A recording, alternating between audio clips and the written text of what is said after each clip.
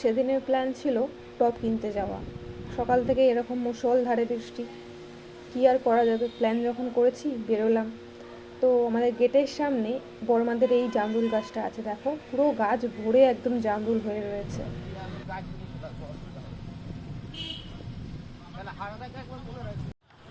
ঘড়ির মোড় পৌঁছে দেখি বৃষ্টির জন্য টবের দোকান যথারীতি বন্ধ, কিন্তু কি আর করা যাবে, বেরিয়েছি যখন মাকে পটিয়ে পাঠিয়ে কাচের দোকানে ঢুকে গেছি একটা আয়না কিনবো বলে।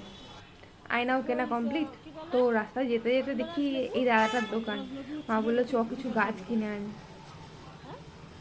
গেছিল গন্ধরাজ লেবুর গাছ কিনতে, পেলো গন্ধরাজ ফুলের গাছ আর এই বুদ্ধ জুই, এই দুটো গাছ।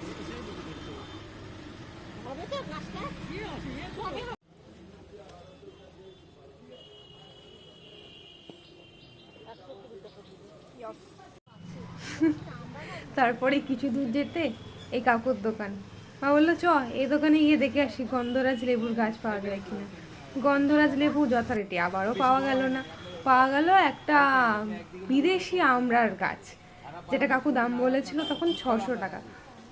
এখানে মা কাকুর সাথে অনেক দরদাম করে, অনেক বার্গেনিং করে লাস্ট পর্যন্ত যখন এটা কিনেছে, তারপরে টাকা দিতে গিয়ে কাকুর কাছে অনলাইন নেই।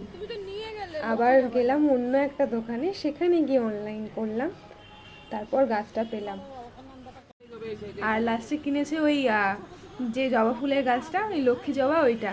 আর এখন এখানে কথা বলছে এটা এটা দিয়ে টক টক ডাল হবে কিনা, টক করা যাবে কিনা, এটা 12 মাস হবে কিনা, এইসব নানান বৃত্তান্তের কথা। তো মা খুব খুশি, আমি যেটা বুঝতে পারছি।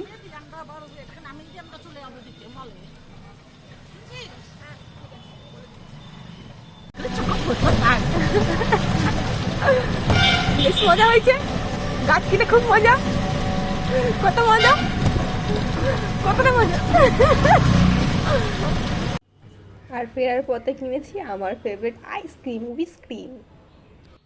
আবার তো গাছগুলোকে এখানেই রেখেছি, পরে বৃষ্টি কমলে লাগাবো।